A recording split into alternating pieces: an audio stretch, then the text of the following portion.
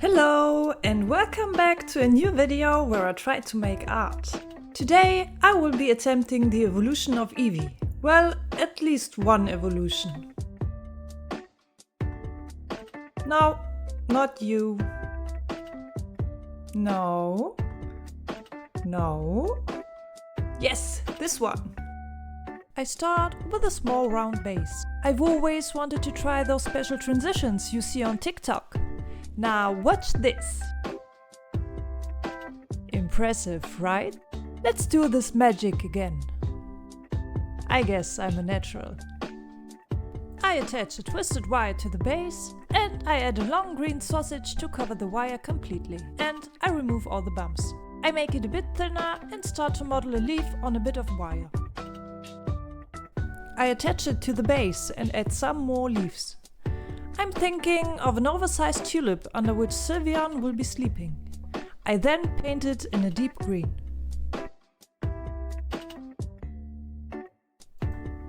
To model Sylveon, I form a bean and attach various Tetris shapes to it. I position one leg over the other for that extra cuteness and start with the head. I make 2 holes and roughly shape 2 closed eyes. I then make 2 glove-shaped ears and attach them to the head. I give her a little back massage before forming the hind leg and cutting some tiny toes on it.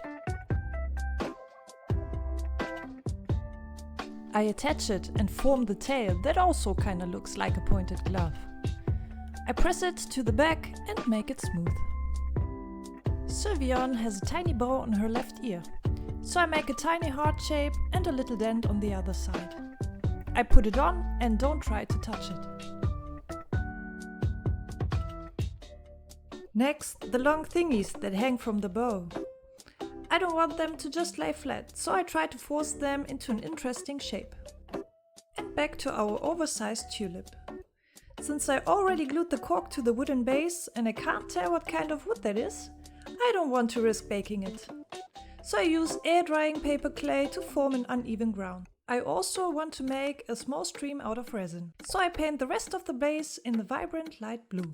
And since I'm already painting, I continue with Sylveon. I primed her off camera in a white color. I only need 4 colors to paint her completely, and with finishing touches on her nose and her eyes, we are done. I want to add another Pokemon to the scene, and this time it's my favorite one. Psyduck. Just looking at his face makes my heart melt. I attach a small ball to a bigger ball and form his beak. I also need 2 sausages with pointy ends on one side and tiny flat feet.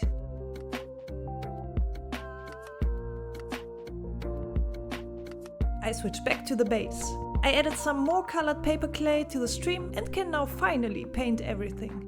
I start with a suspicious looking brown and add again a blue color to the stream.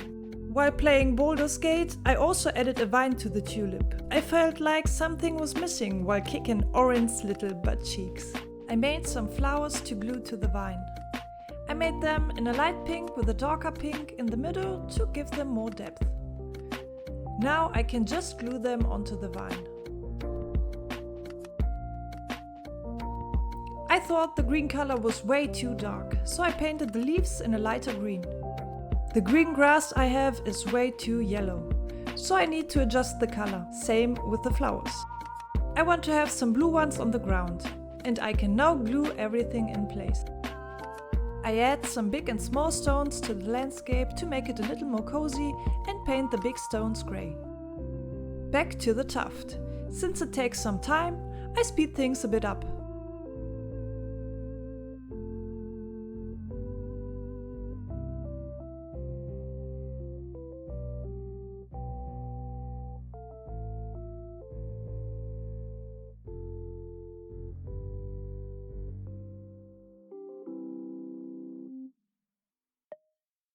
I add 2 little mushrooms to the scenery and I'm almost done.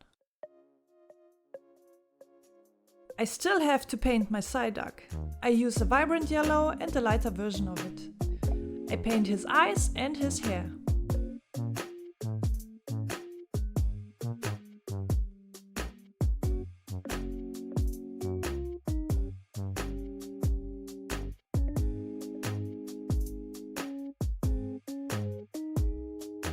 I glue Psyduck to the base in the small stream.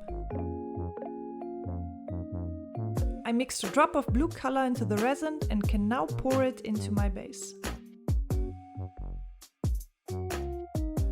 Final piece missing is the tulip.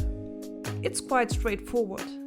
I form an oval and attach flat oval-shaped petals to it. I paint everything in different shades of pink and glue it to the piece. Now we can finally have a look at the beauty shots.